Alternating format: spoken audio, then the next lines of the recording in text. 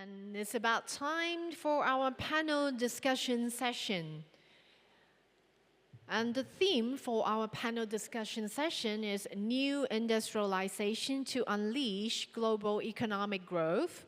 And we would like to invite our panel members, and that is our keynote speakers, to proceed on stage again to participate in the panel discussion session.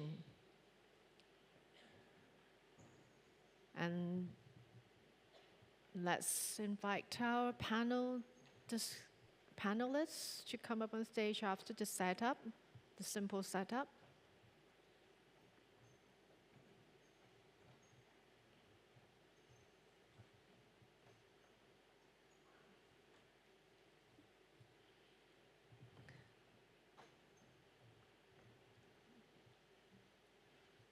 Okay, may I invite our keynote speaker to proceed on stage again to participate in this panel discussion session.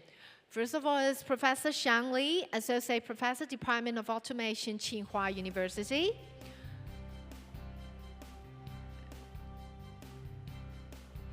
And then is Professor Zheng Li, President, Institute of Climate Change and Sustainable Development, Tsinghua University.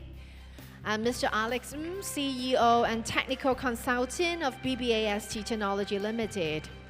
And Mr. Massimo Trionte, the Senior Vice VP, to come up on stage again. And of course, our moderator for this session, Mr. Edmond, Chief Digital Officer of HKPC, to host this session for us. Edmond, I will pass the time to you. Thanks. Thank you, Betty. So good afternoon, everyone. So in this session, we will have a discussion with our 4 keynote speakers to talk about how to make use of new industrialization to unleash economic growth. And just to recap, new industrialization is referring to smart industry, which are not just focusing on maximizing economic value, but also taking into considerations of environmental protection, resources consumption, and sustainable development for people and the society. And new industrialization is one of the key themes for Hong Kong to drive further economic growth. I have a few questions for the panelists to get your insights. So, as you know, technology is still a very critical element in new industrialization. So my first question to the panelists is, which emerging technologies and innovations are driving new industrialization? And what unique opportunities does new industrialization present for economic growth? And Alex, if you don't mind, because I've seen you are the expert in Industry 4.0, so maybe you can share what do you think about this? Thank you very much. Okay, thank you, Edmond. Actually, I take part in the industry for more than 25 years. My first job around maybe 25 years ago is working in Motorola Semiconductor Hong Kong. Yeah, and I would like to share about the first question is I think at that moment in the coming future is the new energy and the new materials and the biotechnology will become the emerging technology in the coming future. But I think one now already have many enterprises that take part in this field. Yeah. And also is the intelligence interconnection between the human, machines, and resources. As well as digitalization and networking and intelligence in manufacturing become very, very dominant. One now many people thinking about for the intelligent manufacturing link up together with the intelligent service. That means the market and the manufacturing link up together. 10 years before or 20 years before, there's a disconnection between the market and the manufacturing. That creates a very big problem is the waste of resources. Yeah. And right now, because of the big data and the digitalization and the server, cloud, so many kinds of the analytical tools will become helpful to the human being to make things much more smooth, to reduce the waste of resources. Yeah. Thank you, Alex. And Massimo, what about you? Can you share your view with us? Sure. From my point of view, when we talk about emerging technology, I mean, we talked during the discussion about robotic and robot, but we're still thinking that we have a lot of things to do there. And so from my point of view, even for our industries, for me, robotics and 3D printing and IoT, Internet of Things, are very important technology that are growing, but at the moment are not where they should be.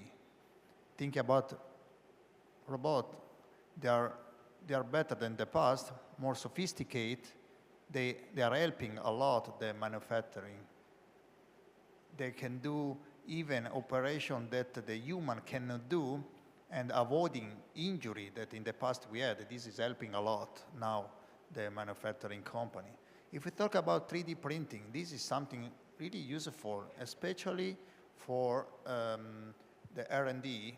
When develop a new product with this kind of technology, compared with the past, we are able already to discover problem, and we can have a solution in advance, not like in the past that we develop something and then we discover later when it's too late, and then with extra cost and so on. And the IoT, Internet of Things, is a lot of industry now they are using, and even in manufacturing and in car industries. This help a lot to interface a lot of technology, and you can have real data, so the company can use these numbers, this data, to control the productivity, the efficiency, and they know immediately where they should go to improve, to avoid, to have a better financial result. This is my opinion. Thank you, Massimo. And Professor Li Zheng, do you also have any comment on this one?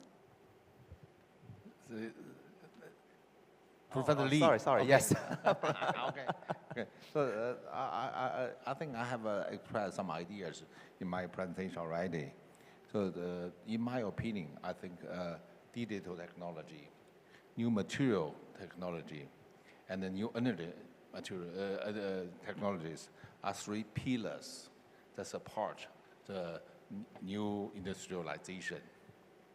So because of them, the economy could grow in a less resources consuming and environmental friendly and low carbon way. So and among them, I'm familiar with renewable energy, new energy.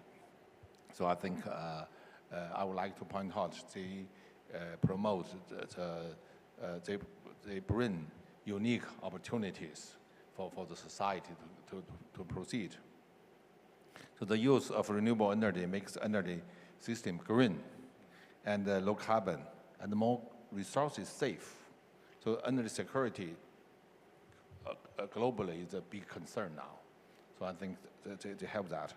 And at the present, as I mentioned, China's energy system is dominated by fossil energy. And so does US and most of the countries in the world. So the application of new energy technologies will revert our energy systems from current 15 to 85 to 15. So that's will bring great chances. That's first point. And I did mention that nowadays the installation of wind power, solar power, grows very fast. So last year, China has installed 120 gigawatt capacity, and in the next years there will be more. So I think this is the big chances. And then secondly, according to the estimation of my institute, as I mentioned, the investment for new energy system is will be 140 trillion RMB. And plus the demand side investment, the total could be 200 trillion. So there's big chances. So I just borrowed the concept of the kitchen. So we will have a green kitchen that can cook new high nutrition, high quality food, and high valuable food. This will bring the country competitiveness. This is roughly my idea. Yeah, for sure. Because this is really the green portions of the new industrializations is actually creating a lot of huge opportunity for many different industries as well. Because on one side of it is that all the different traditional industry need to upgrade, and the other side of it is create huge demand so that the supply side will need to catch up and provide a lot of new opportunity for them. And Professor Xiang Li, so you mentioned about the human-robots interface. So maybe you can share with us a little bit more about how is this going to impact the overall new industrializations in terms of how is it driving the development trend of new industrialization? Will it be like going forward, human just need to work with robots? So it's kind of our colleagues beside human is actually also robots. Any further comment on this one? Okay, thanks for the great point. Yes, since I'm doing something about the robotics, I would say that in the future, the robot will play definitely a more and more important role in this kind of a new trade. And previously, maybe the robot is definitely working in an isolated or independent environment, means that there's no co-working between the robot and the human. I would say in the future, the robot will have the collaborative feature. What is the collaborative feature? Means that the robot can co-work with the human workers.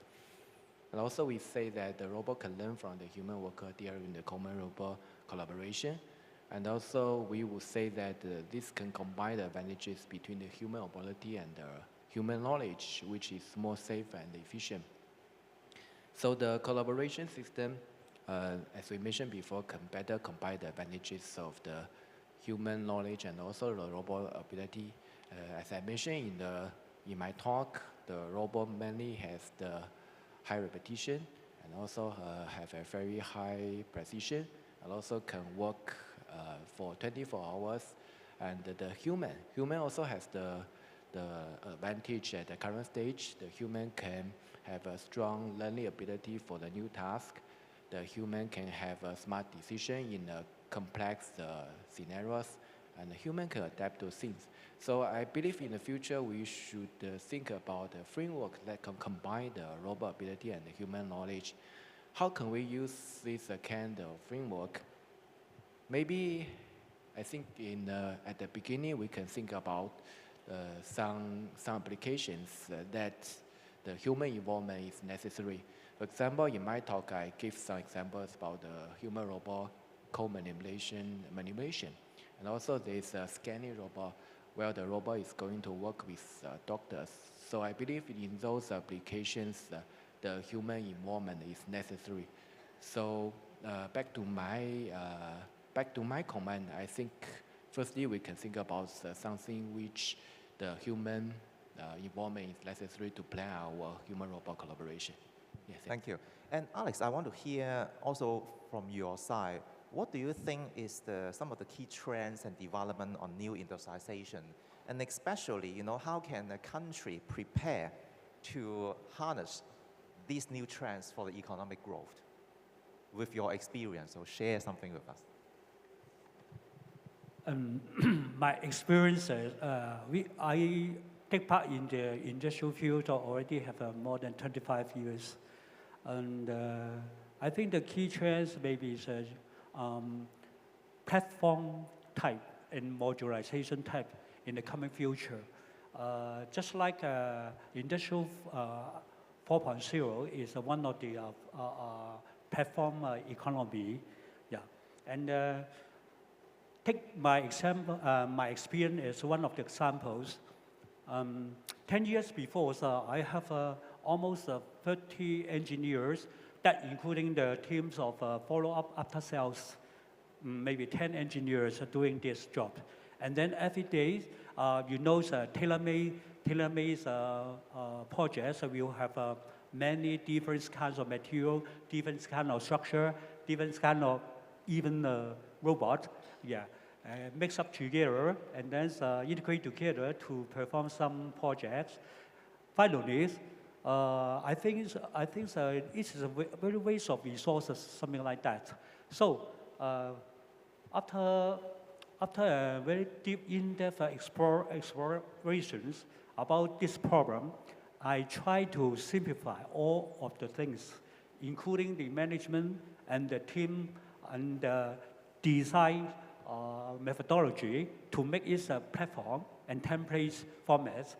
Finally, right now, I diminish the teams to around 20 engineers, but we are the outputs comparable to the 100 engineers in all enterprises. Yeah, this is my very, very in-depth experience. Yeah. Thank you, Alex. And so you touch a little bit, but you know, for any opportunities that present, there are always challenges that we need to overcome because every change, people may be resistant to it, etc. So what are some of the primary challenges for a country that may face when they are transitioning into the new industrialization, and how can they be addressed? And Massimo, so I want to hear from you because your story talk about a challenge and how you overcome it. So how do we apply to a country setting? We had this kind of experience. I'm still having, because we try to upgrade our technology. And the first challenge is people, because part of our employees, we have to train to use the new technology. So normally this is addressed to the company first, because it's company responsibility to do this. So the company should consider when they develop the investment plan to upgrade the technology. So this is the first challenge for the company when they implement with new technology. But as we know, introducing the new technology, part of our employees, they cannot stay in the company. So we have the company, they are facing, a lot of companies are facing this kind of issue. So in this case, from my point of view, the government should support more the enterprises and help them. Maybe they can relocate the resources to other companies, to other activities. So this is why we have always balance, not immediately to change radically our company introducing new technology. We should do step by step. And another important point, because if we focus only to upgrade our technology, to increase productivity, to reduce cost, the risk is that we forget one of the main points, the sustainability.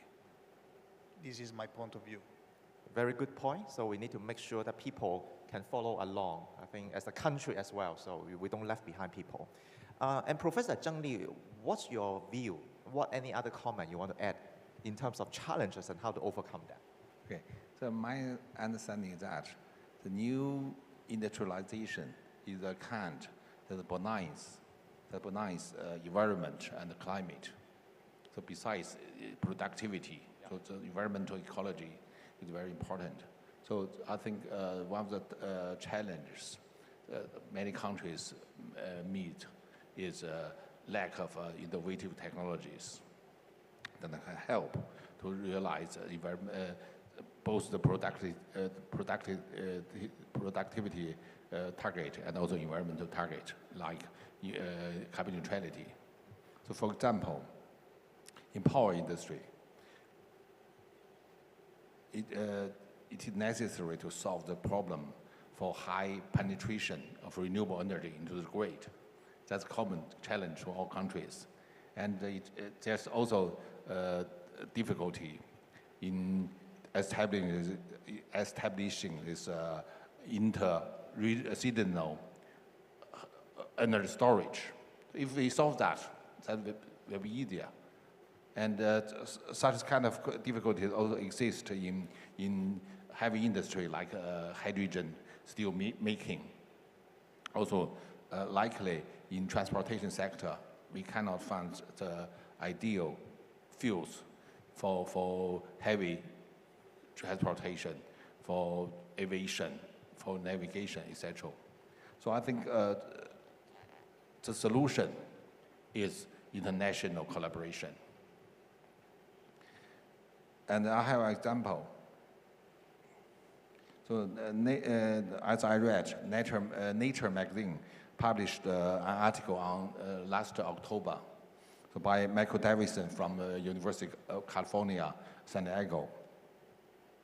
And this article estimates that globalized PV module market have saved PV installers $24 billion in the United States, $7 billion in Germany, and $36 billion in China from 2008 to 2020, compared with a counterfactual scenario in which domestic manufacturers in each country supplies an increasing proportion of the installed capacity by themselves.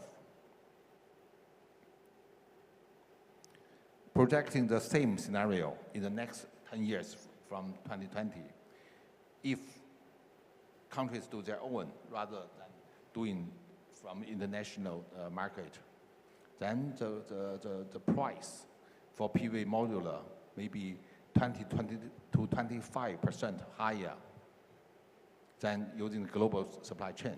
So this evidence shows strongly international collaboration is important. And it is especially important in the current world, highly divided by geopolitics. So I'm really worrying. Very good point. So sometimes some problems, we just need to solve it together rather than try to tackle on our own. So Professor Xiang Li, anything else you want to add? Okay, we are talking about the problems. I believe as the AI and the robot move into the human society, in my opinion, the biggest challenge would be there's no systematic rule or framework to regulate the human and the robot. That is how the robot and the AI can behave properly in this new kind of framework.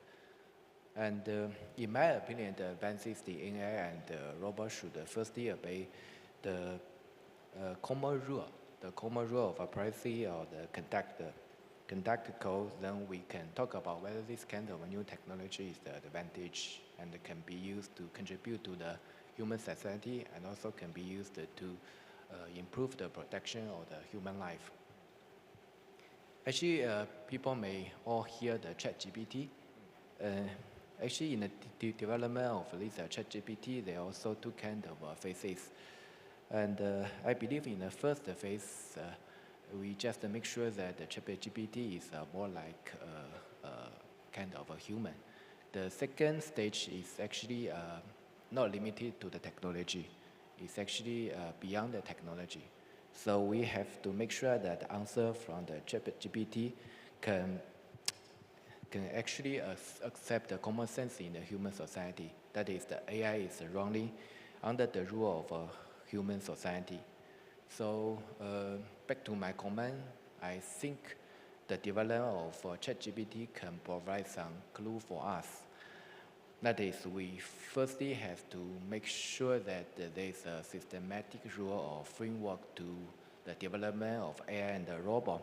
If there is a contradiction between the current systematic rule and the new technologies, definitely we have to make sure that the robot and the AI should be more passive. Thanks. Yeah.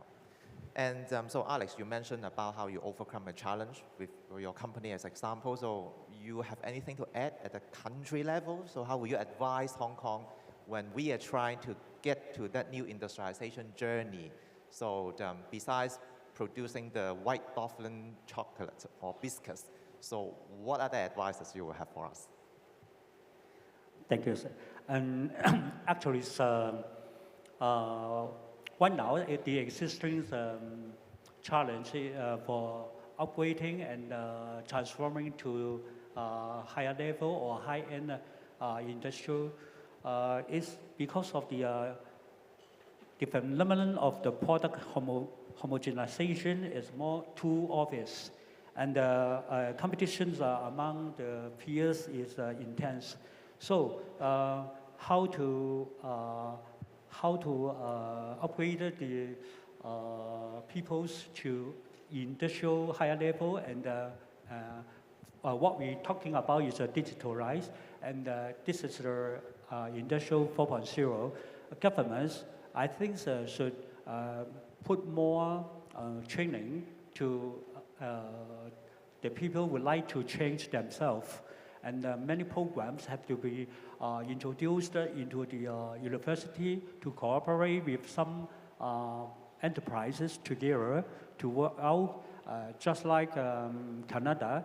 Okay, for example, Cisco, they will work with some university together, and then to train up the coming students to be equipped in the society, and to keep the pace parallel with the improvement of the economics and technology. Yeah. Now you touch on the topic of like training talents and helping people's development, which is one of the key challenge anyway, for any changes to happen, especially when we want to shift our economic development to new industrializations era. So we talk about some of that. So I'm wondering, besides at the company level, then of course we'll try to do a lot of things. But what about at the, perhaps at the country level, or at least at the city level? What kind of policy or strategies that you think between the private sector or the public sector can do to help more on the talent development? Because nowadays, every country or every city is hungry for talents. And then besides just, we try to chase for talents from other cities to attract them over. So what about from the development side? Anything that you want to share, your opinion? So who want to start first? Yeah, we start. Massimo? From my point of view, the education should start at school, from my point of view. Each city or country should start, maybe not in university, even before the university, to train people, to teach people, to invite the people in the company to see the real situation. For me, this is important for the new generation.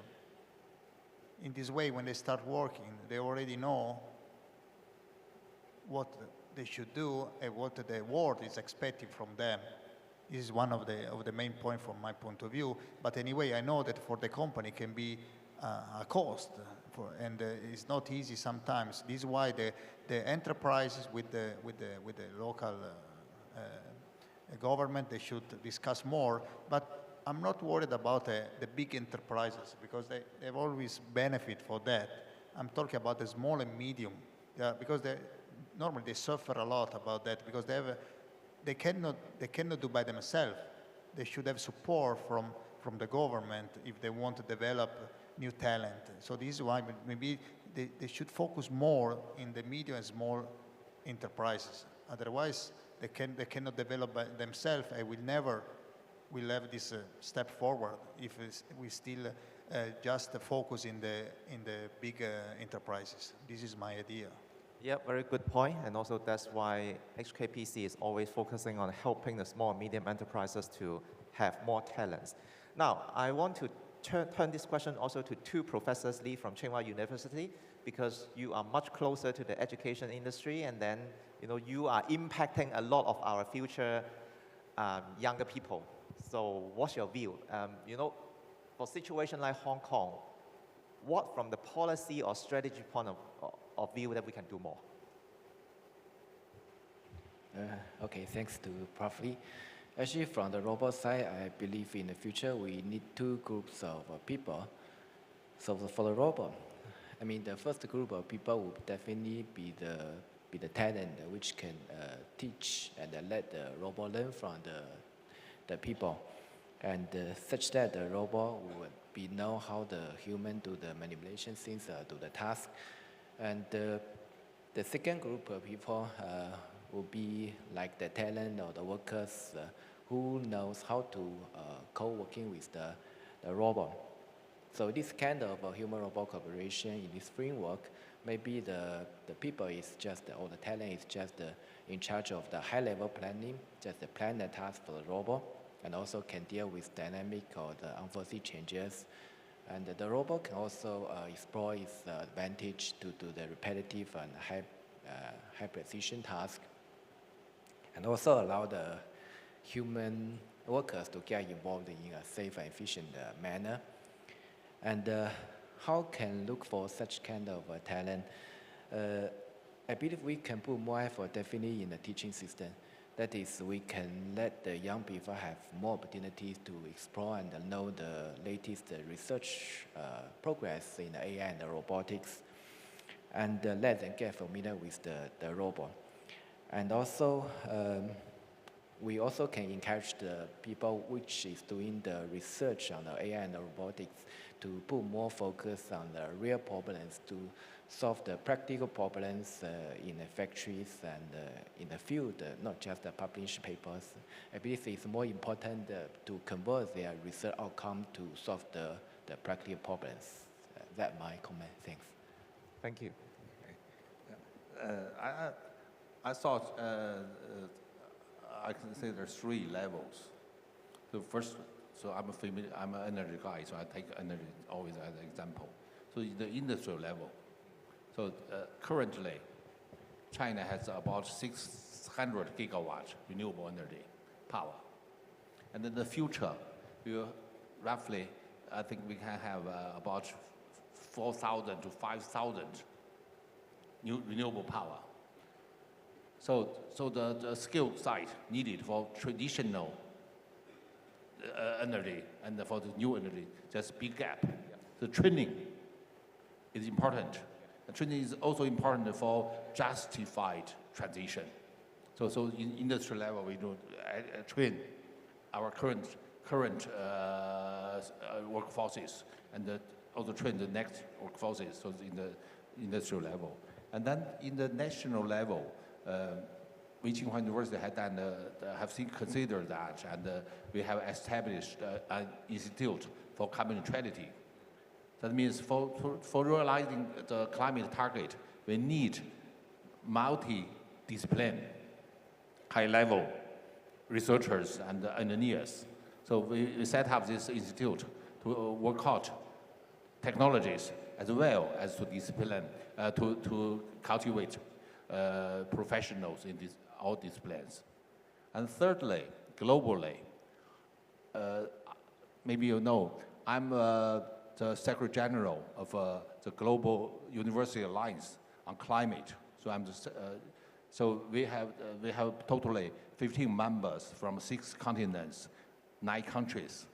So our members, including the traditional Ivy universities, like legal university, like MIT, like Oxford.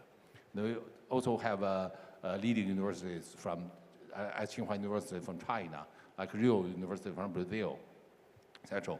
So we emphasize a lot for cultivating global leaders. They have climate knowledge, and they have a high-level education. So they could be the future leaders. So I just give the example of 3 levels. Yeah, very good, very structured way to develop the talents. So Alex, we have a few more minutes left. Any further comment on these questions? Actually, I think Hong Kong can be take the reindustrialization again. Just repeat the billion future, just like 30 years before. By how to do this? Maybe it's in the innovation, R&D investment by the government to invest much more to support the institutions work together with the corporate enterprises. And also, I also emphasize put more efforts in the educational aspects. For example, maybe encouraging the university have a joint project, joint research with some big giant company in Hong Kong. And then, for example, for the AI, VR, and metaverse, something like that, which is the digital economies in the coming future, and becomes a very good opportunities for Hong Kong coming youngest there. Thank you, Alex. So once again, I want to thank Massimo, to Professor Lee, and also Alex for joining the panel discussion today. So very good insight from all of you, and hopefully, some of these insights can help to inspire the audience, whether they are in person here or through the web joining us, to work on the journey of new industrialization and helping Hong Kong and also the global economy to get to the next level. Thank you.